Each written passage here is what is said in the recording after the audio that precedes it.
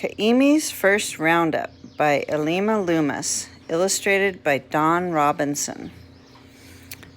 Illustrations are great in here. Ka'imi's First Roundup. The morning was still dark when Papa's truck rumbled up to the corral, but Ka'imi was wide awake. Today was his first roundup. Looks like it could be in Kula. The Paniolo were already in the pen, finding their horses and leading them away. Papa caught a buckskin mare for himself and a gelding paint for Ka'imi. Ka'imi stroked the horse's soft nose as Papa hoisted the saddle onto his back.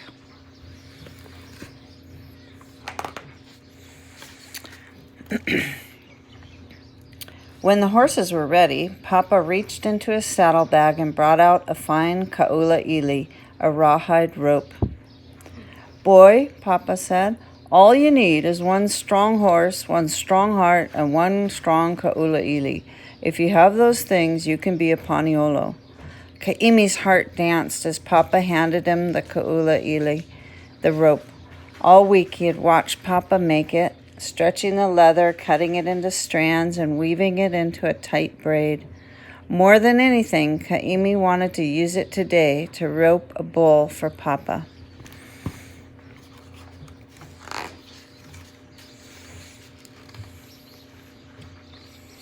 Ka'imi rode with the Paniolo into the vast, quiet grassland.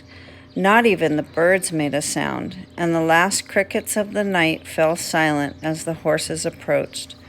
All Ka'imi could hear was the muted thump of hoof falls and the whisper of wind through the yellow grass.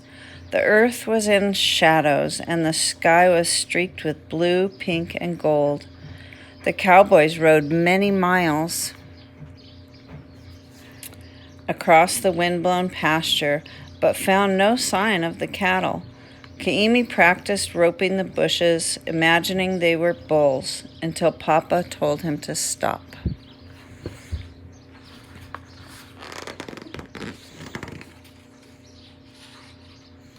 Here's the pig. They tromped through a lantana patch, startling a wild boar. It streaked away with a squeal, but not even Papa reached for his hunting gun. Today was not for hunting. They rode all morning until the sun was high in the sky. Ka'imi wondered if they would ever find the cattle.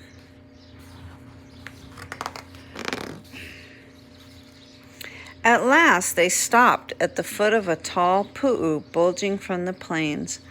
At a nod from the foreman, Papa spurred his horse to the top of the hill.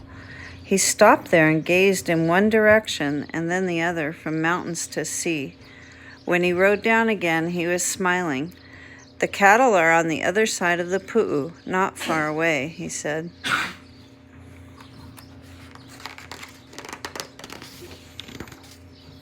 The Paniolo slipped quietly into their positions, and the foreman gave them silent orders with his hands. Nobody wanted to scare away the cattle. Papa leaned over, so close Ka'imi could feel the warmth of his whiskery cheek. "Ride with me, boy," he whispered. "Stay close and do what I do." Ka'imi's hands flew to his ka'ula-ili. Finally, a chance to rope a bull. Papa smiled and shook his head. "Put that away for now. You won't need it today," he said. Then he moved to a spot near the back of the herd. Ka'imi's heart sank. How could he show Papa he was a real Paniolo if he couldn't even rope one bull? But he knew better than to argue.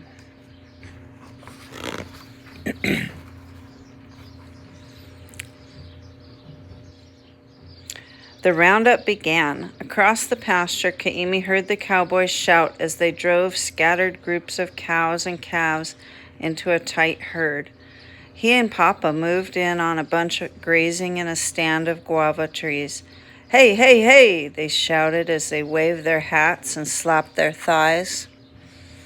The animals stared at them with big eyes, then glanced around fearfully. Just as they began to move, a young mother cow bolted, scattering the group like spilled marbles.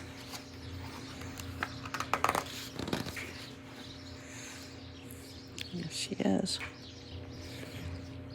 Papa's horse sprang after the runaways. "I'll catch them, you hold the rest," he shouted just before he disappeared into the brush.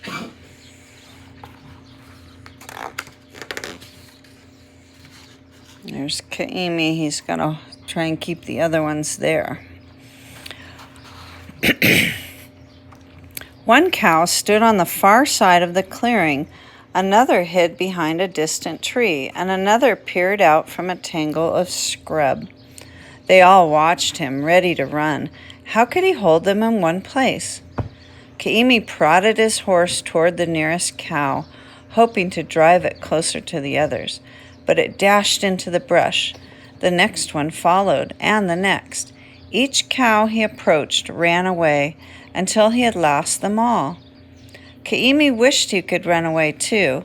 He had only wanted to show Papa he was ready to be a Paniolo. Instead, he had lost all the cattle. In the distance, the herd bellowed and snorted, and the cowboys shouted, "Mahope, mamua, hele, hele, hele."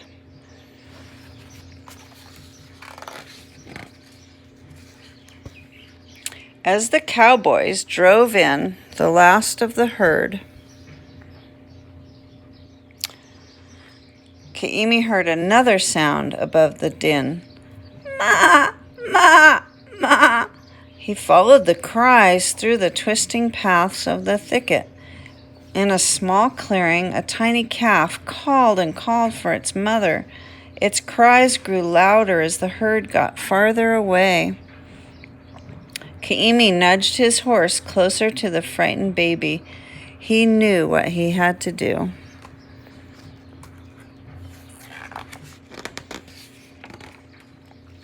As Kaimi approached the Roundup, As Kaimi approached the Roundup, he saw a large herd with lots of new calves. The Paniolos were laughing, happy that they would be paid well for the day's work. But Papa had a worried look, and Kaimi realized he'd been gone a long time. "Hui!" called Kaimi from across the field. Everyone stopped to watch as he rode out of the forest, leading the calf with his beautiful new ka'ulaili. He looks pretty proud, doesn't he? Yeah. Papa broke into a big smile. He swung down off his horse and kneeled in the dirt. He checked the calf's mouth and eyes, felt carefully down each of its legs, and finally leaned over to peer under its belly. "Pipikane," he announced. "Boy, you roped your first bull." The Paniolo cheered and slapped Kaimi on the back.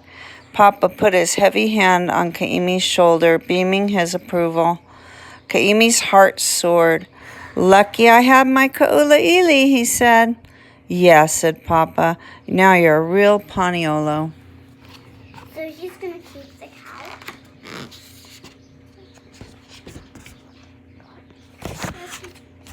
There's the glossary that explains what the Hawaiian... One time when I went to visit a preschool in San Diego, I took them this book, and they didn't know any of these Hawaiian words, so this glossary was helpful.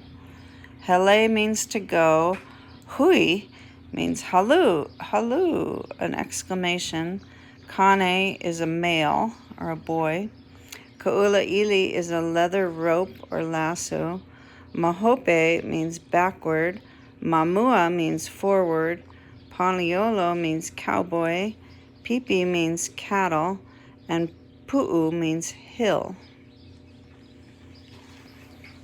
Kaimi's first Roundup.